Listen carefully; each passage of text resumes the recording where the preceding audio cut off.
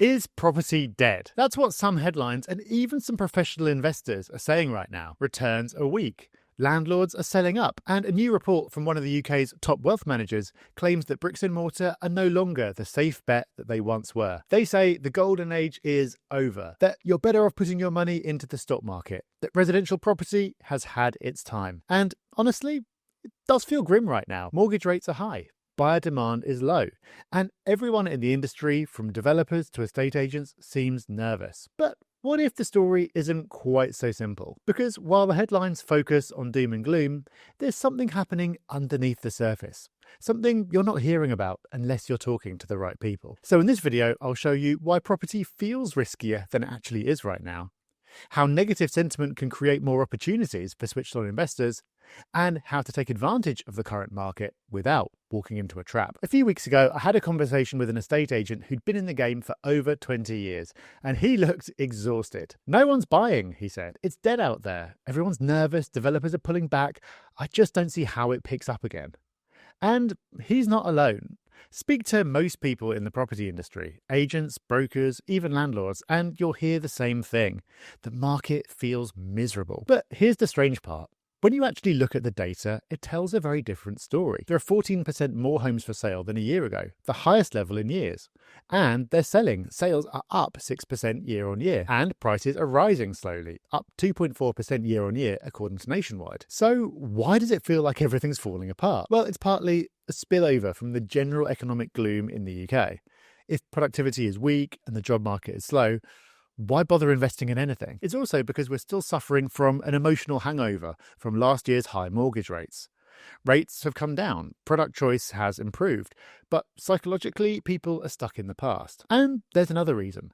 The loudest voices in property, the commentators, journalists, and investors who shape the narrative, are often based in the southeast, where prices are falling and nothing is selling.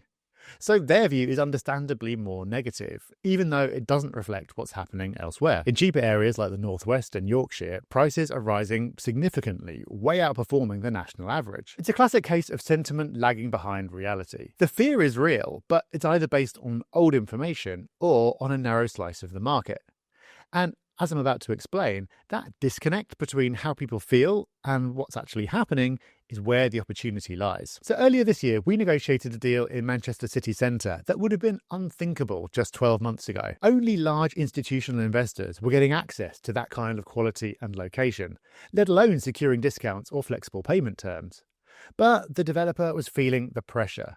Stock levels were rising, sales were slower, confidence was low. So when we offered to bring individual investors to the table with minimal friction, they agreed to terms that we'd never seen before. Just recently, we even secured a 5% deposit on a deal where 10% or more used to be the bare minimum. These kinds of opportunities only appear when the mood is worse than the market. But all this nervousness creates a window of opportunity for investors, especially when the seller has stock to shift and pressure to deliver. We often talk about how you make your money when you buy, and moments like this are a prime example.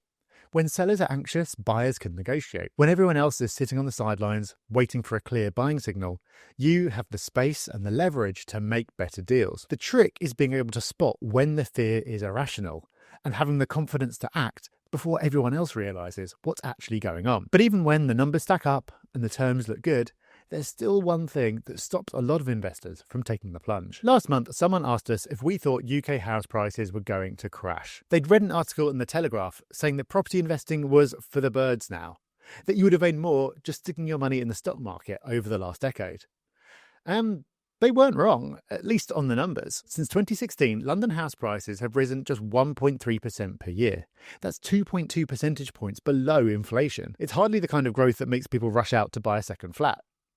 But here's the catch. If you're waiting for a proper crash before you invest, you'll probably be waiting a long time, and you could miss out on the best deals in the process. Because crashes usually follow a period of overexuberance, when prices are rising fast, credit is cheap, and everyone thinks the boom will never end. That's not where we are now. Prices aren't surging, demand isn't out of control, and we are not in bubble territory. In fact, what we're seeing is the opposite. A cautious, slow-moving market where sentiment is weak and activity is low. No one knows for sure, but it seems as unlikely as it ever has that there's a big drop around the corner. because there's no artificial high to fall from. Ironically, this makes it a good time to invest, and yet the lack of growth is exactly what's making investors cautious. So while others wait around, either hoping for a dramatic correction or for prices to start going up fast so they have the confidence to act, you can start making moves. Because if prices keep ticking up slowly, while inflation chips away at your debt, you're likely to see very strong returns over time. And here lies one of property's biggest secrets. The people who win in this industry are rarely the ones who wait for perfect certainty. In fact, if you only feel ready to buy when there are no clouds on the horizon and everyone else is optimistic, that's usually the worst time to jump in. Just look at what happened in 2021 and 2022. Demand was off the charts, prices were rocketing, and buyers were scrambling to get in before they were priced out. But not long after, it all came to a screeching halt, and prices swiftly dropped by around 15% in real terms. When confidence is low, prices are flat, and no one's quite sure what's next, that's when the best opportunities emerge, and when the smart money quietly makes its move. In every market cycle, the biggest wins don't go to the loudest voices or the ones who make the boldest claims in the press. They go to the people who take action just before everyone else feels comfortable. It's not about timing the bottom perfectly. No one can do that.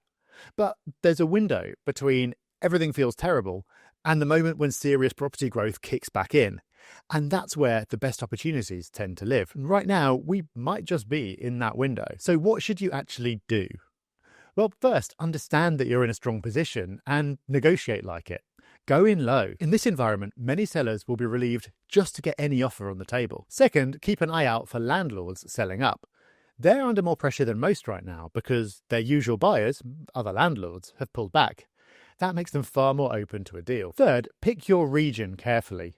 If you want the best discounts, the Southeast is full of motivated sellers. But if you want stronger long-term growth, the Northwest is projected to grow almost twice as fast over the next 5 years. And the challenges holding back the Southeast aren't going anywhere. Fourth, think about this as finding a good entry point, not finding the perfect time. If you're hoping for big money in the next 2 or 3 years, you will be disappointed and you probably shouldn't be buying. The goal here is building solid long-term returns. And finally, tune out the negativity. If you believe property is over, then fine, don't invest. But once you've decided that you do want to, stop second-guessing yourself. Surround yourself with people who are actually doing deals right now. Because while the headlines focus on the landlords selling up, hundreds of our clients are enthusiastically buying. Yes, in this market. It might look like a slow market from the outside, but for the right kind of investor, this is the moment they've been waiting for. So this might feel like a terrible time to invest in property.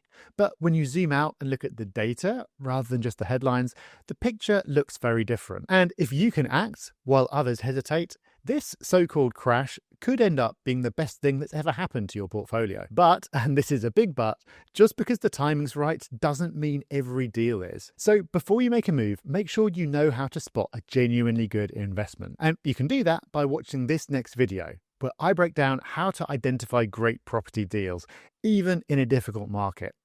It'll help you avoid the duds, zero in on the winners, and make this moment count.